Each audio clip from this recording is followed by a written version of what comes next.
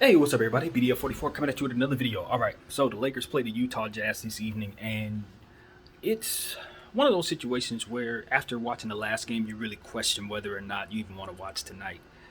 We've had moments like that this season, up and down, where you'll be like, oh, this team is done, and then you'll see them play well, and you're like, all right, now it's worth watching, and they'll play 3 games where they'll play okay, and then it's back down to the cellar. So, like I said, this is one of the most up and down, bipolar type of teams I've ever seen. You don't know what to expect from them from night to night, quarter to quarter. Uh, but betting on them to lose is probably a good bet most nights these days. We're a 500 ball club, and most of those losses have come since AD went down. We've been bad even with him, and we just reached a new low, getting stomped out in Denver by 37 points. Game was as big as 41, I think it had gotten at one point, 42, something like that. Worst loss we ever faced against the Denver Nuggets, and the Denver Nuggets have been around for a very long time. So for us to have hit that benchmark this season with Hall of Famers on the roster, with LeBron James running around healthy, is disgraceful. LeBron James issued an apology to Laker Nation and a promise for us to be better. I accept that. I receive that. But he's going to have to do more than just put words out there, and it's going to have to be more than just playing basketball. He's going to have to help the Los Angeles Lakers with his management company. He's going to have to help us out of the hole he's put us in. And I know he's not in a position where he's going to be forced to do that. His only obligation at this point is to use what he's put together to try to help us win. But I'm looking at him saying, do us a favor and help us even further, because once you leave, or once you get to a point where you're ready to move on, play with your kids somewhere else, we're going to be left in the dumps. And that's a real problem for me as a fan. We just came out of the dumps. We don't want to go back into them. We want to have a nice little era where we're far away from being that bad. And it looks like that's what we have ahead of us once LeBron James decides to move on. And if he doesn't move on, maybe he can help us by attracting other free agents for which you can throw $400 million at, or keep AD or whatever. I don't know what the plan would be after these guys expire. But we would need LeBron to stay. That's basically what it comes down to, and I hope he sees that. I hope he sees what's on the horizon, what he's going to be asked to do in 2024, which is sign an extension with the Lakers to keep us afloat, sort of like what I believe Dame Lillard's been doing for the Portland Trailblazers. We're going to need Bron to do that at age 39. I just don't see how he would be able to do that, even if he would be willing. As to which, yeah, he would come off the books.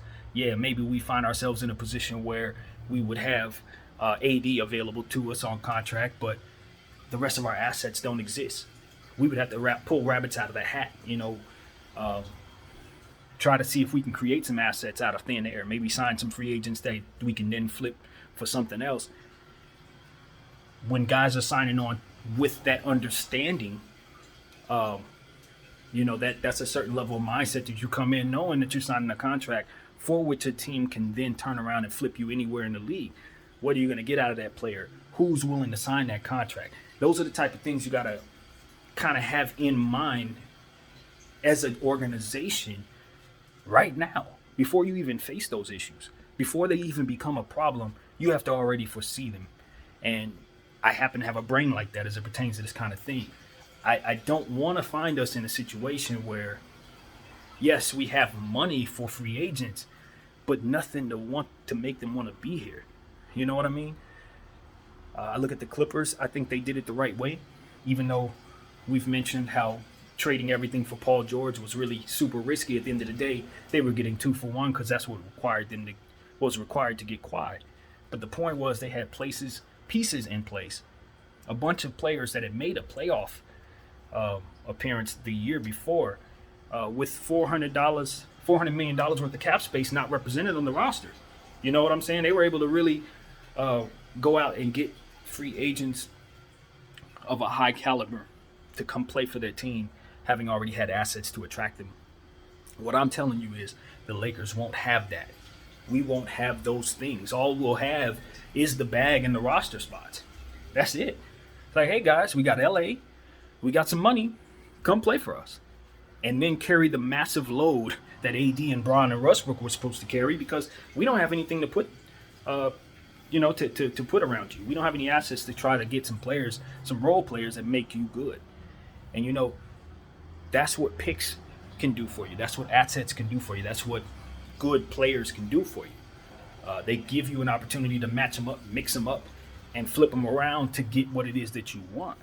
And when you don't have those things, where are you supposed to be able to? How can you get those things? How can you get your rim protector? How can you get your shooters? How can you get your designated rebounders or whatever the heck you need?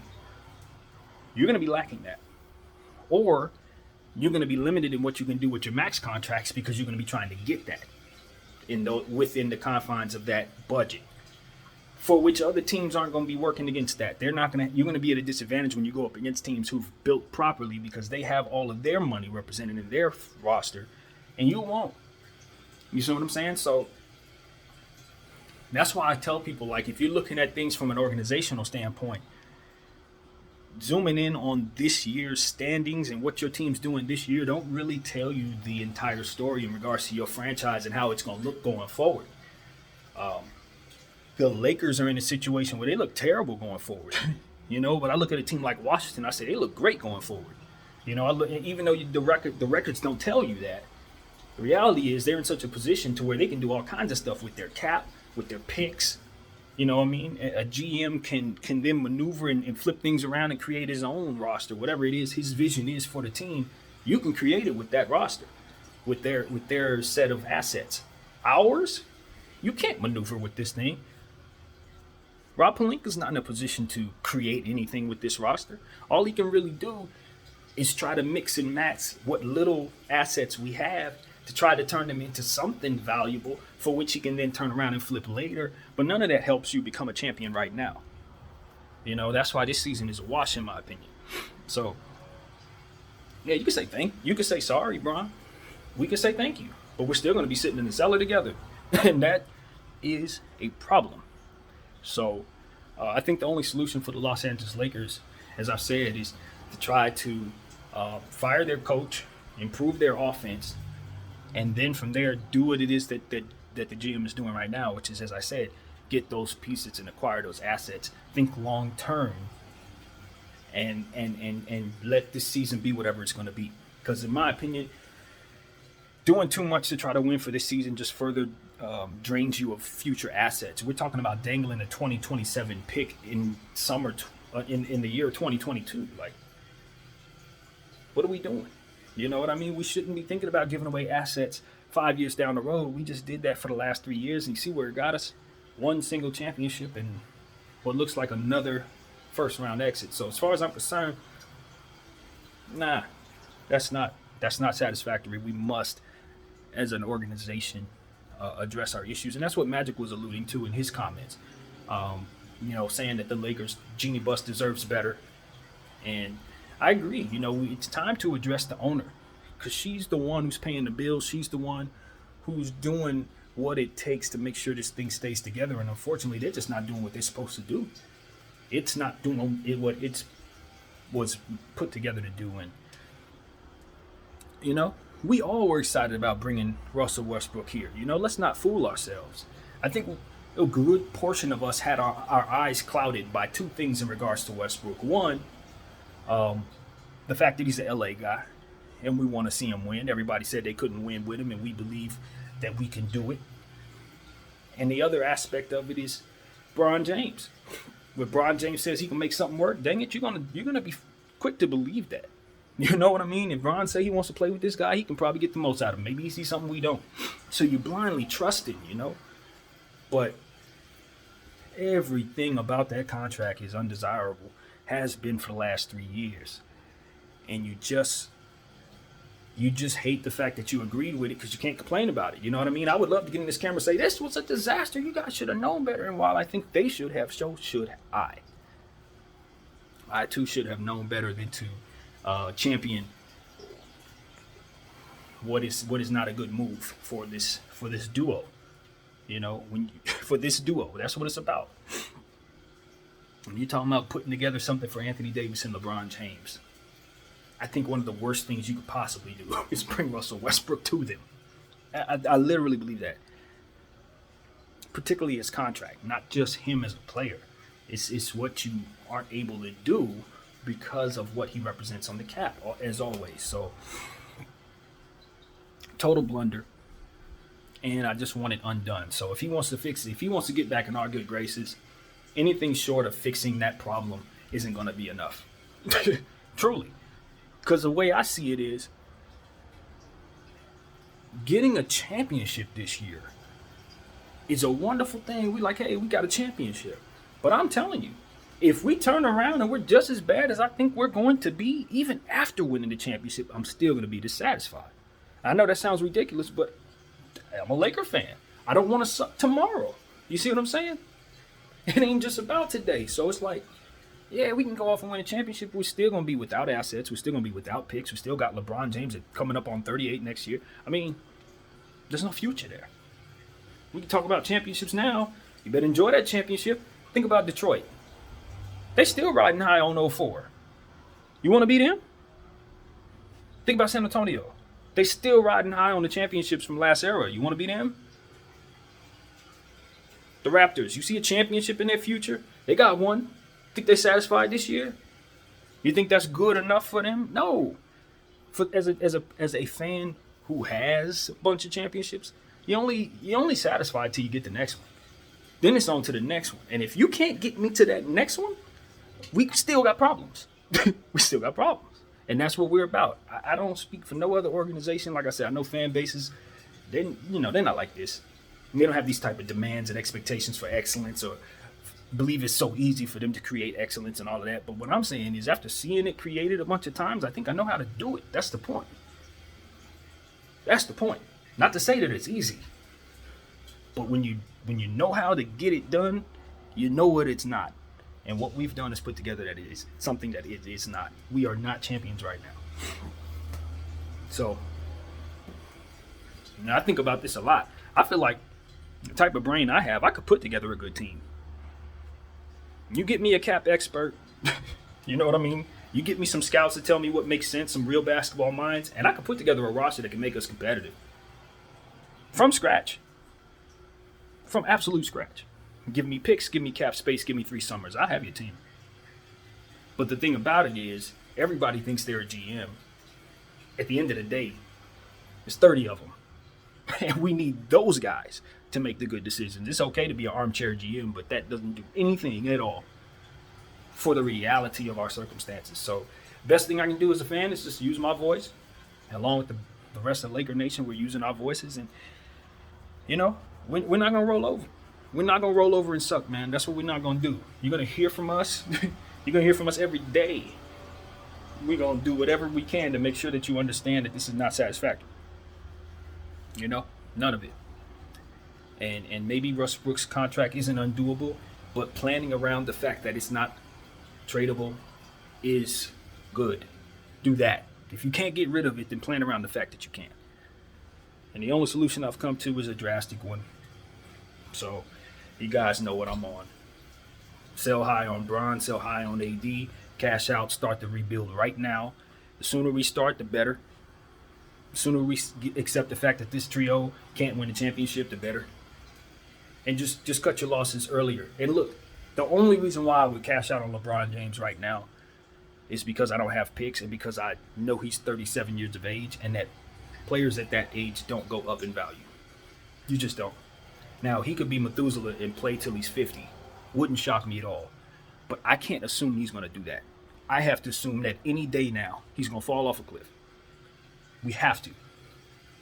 Because history tells us that this is the time where it happens for everybody. And maybe he's not everybody. Maybe he's just him. Maybe he's the one and only king.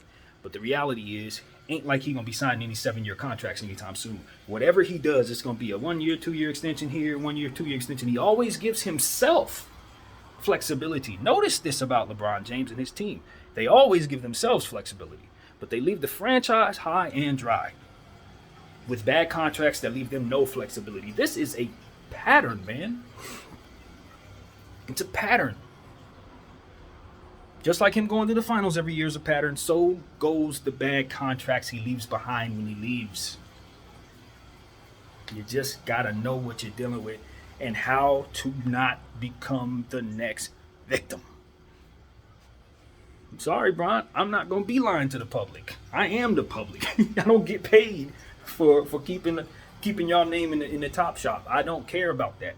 I care about the Lakers, and I don't even get paid to care about the Lakers. So you know it's a passion thing for me. I don't have any heart in this. Everybody can be fired. It'll be fine because I'm still gonna be rooting for the Lakers 25 years from now when none of these people are still here. So it ain't gonna matter. And I'm gonna be singing the same song. How can we get better? Whether it's you, the next superstar, or the one after that, how can we get better? And if they causing problems in any way, or if I'm not feeling what they doing, I'm gonna be doing the same thing then as I'm doing today. Nobody special. Only thing special is that purple and gold. That's it. So I hope Ron is on board with us. You know what I mean? I hope everybody's on board. And look, I'm not sitting here saying that I would be pleased if LeBron James asked for a trade. See what I'm saying? I wouldn't be pleased if he asked for a trade. You know, I got to be real about that. I got to be real about that as a fan. If I'm going to sit here and say on this camera that I think the best solution is for us to trade him for picks, if he turns around and says, okay, I want out, you can go ahead and get some picks for me, I don't think that sits as well with me as me initiating the process. And I think that's where I have to be real. So at the end of the day, nobody wants LeBron James to leave. What we want is for Russell Westbrook's contract to be gone. That way we can put the things around LeBron James that can help him win, and he can ride off into the sunset, and we can continue to be a decent team after that process. That's a perfect situation. That's what we had before we went and botched this thing with Russell Westbrook's contract.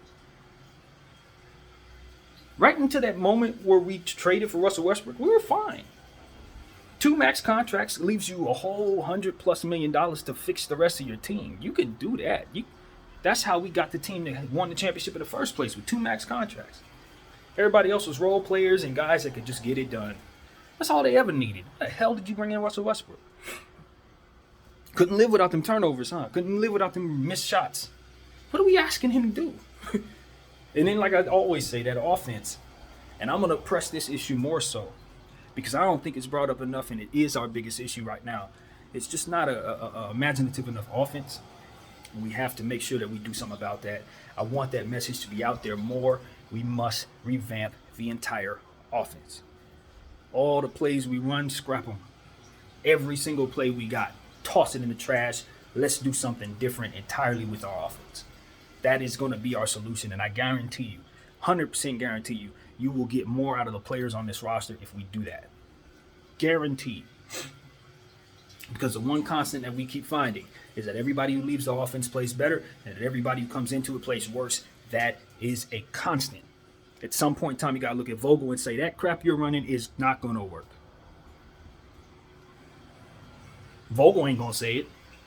He's not going to do it. For whatever reason, the type of, and this is a theme, I hate to tell you guys this, but this is a theme I'm starting to realize too.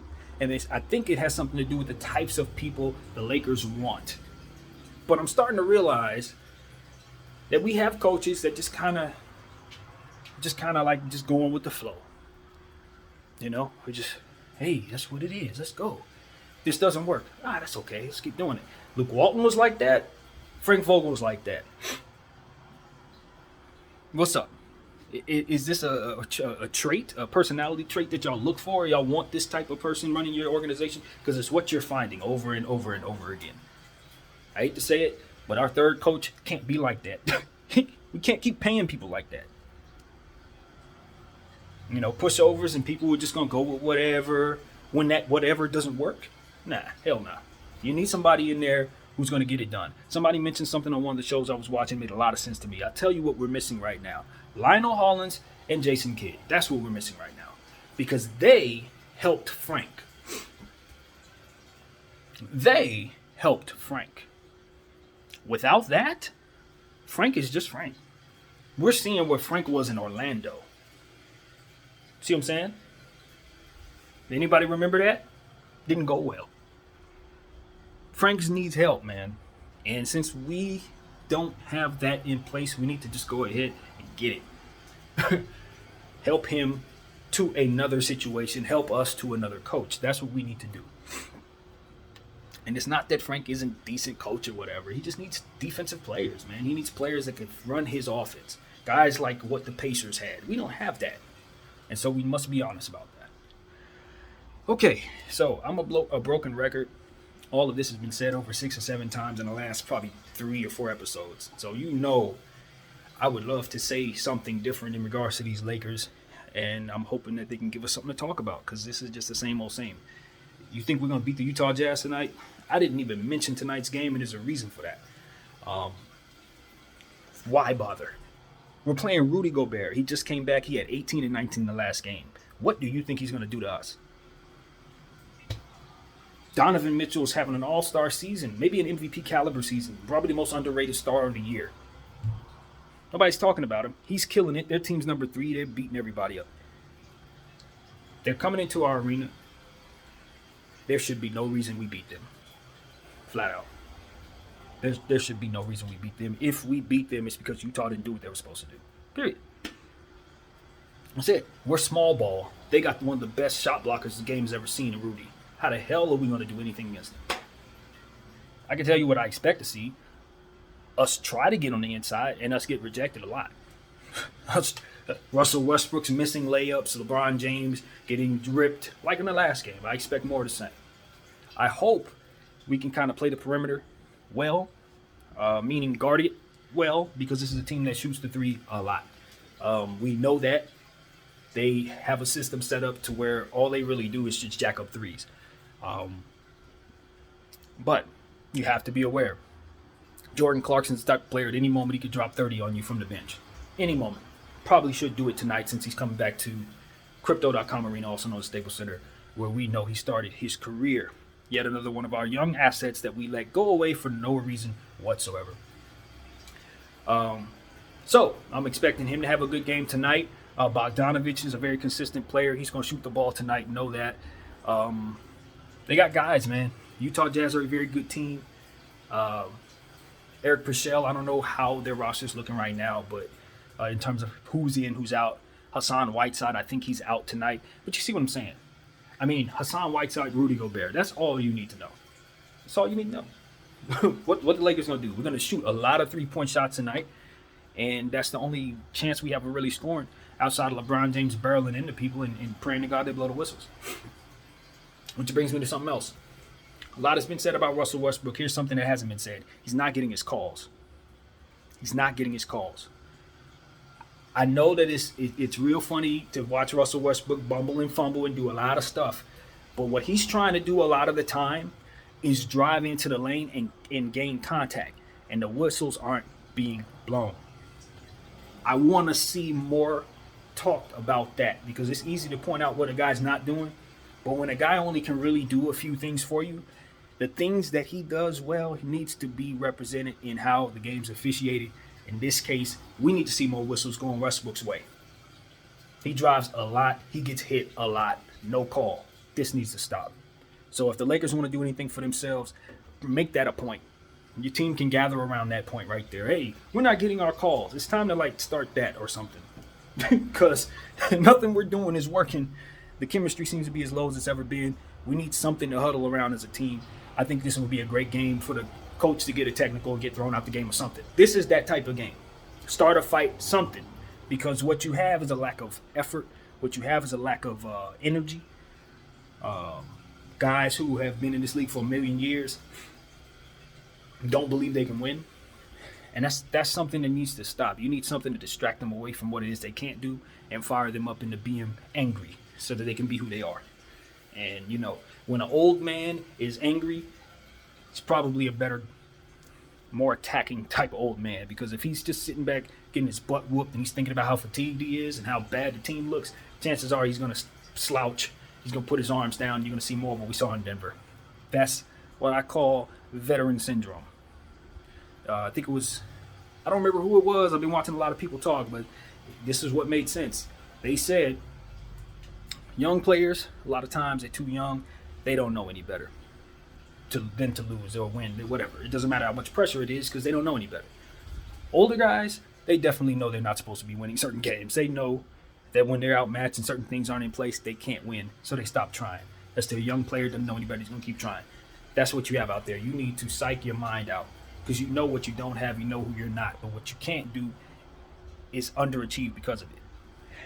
It's show no effort because of it. So, yeah, something needs to rally up the troops. And that's it. And look, stop. We need to stop talking about effort as much as it pertains to why we're losing. The effort disappears after the dejection sets in. Teams become dejected when they're not given the tools to succeed. And that's what you're seeing out there. That's what you're seeing every night. Guys start off the game usually with effort, but chances are they put the wrong lineup on the floor, so we end up down early. You put mismatches on the floor, we end up running stuff, as I said, it doesn't work. And that stuff, again, makes guys shoulders slouch, put their arms down, they stop hustling. Because they know they don't have a rim protector out there. They know they can't rebound over this team. They know they're about to get shot out the gym because they can't get to the perimeter in time.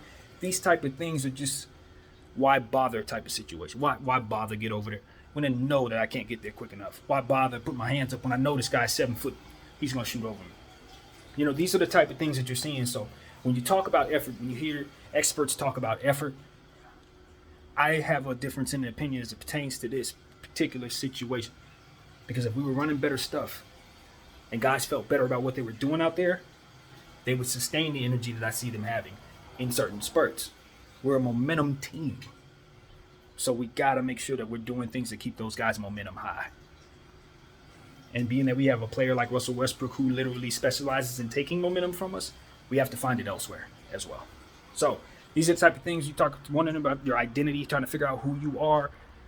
Tonight's game is the type of game to help you define that. It can help you define that because you expect to get blown out. You know you don't have the tools. You know you're going into your own home gym, but you also understand that you're coming off a big-time blowout game where you looked about as bad as you could look. So what you can do is come out there looking the same way, have the same results, or come out there with a sense of urgency that you should have had in the last game and make this a game. I don't know what to expect. Period. No idea. So that's what I'll leave you with. I have no idea. Hopefully the Lakers don't do what we saw in the last game and just not play well. So that's what I got, man. Malik Monk, Austin Reeves, THT. We need you guys to step up tonight. We need you guys to step up for the rest of the season. Period. And the reason why I'm calling on those three particular players because those are the youngsters. And quite frankly, that's what this team needs more of. Not more of everything else that we have, but we need more from those guys. Y'all need to make this your own team. Let the old guys be the old guys, but when you get out there, you ball out with confidence. Because at the end of the day, it's young teams that's kicking our butts. And that's what we need representing us. Youth, not these old dudes. These old dudes, this is not an old man's league. So we need our three youngsters to step up, step out, and get angry. So that's what I'm calling on Malik Monk, THT, and Austin Reeves. Get out there and get angry. Get angry. Be the young representatives of the Lakers that you are. We need y'all to step up, step out. Old dudes ain't about it. You need to be. So that's what I got. My name is BDF44. I thank y'all for watching.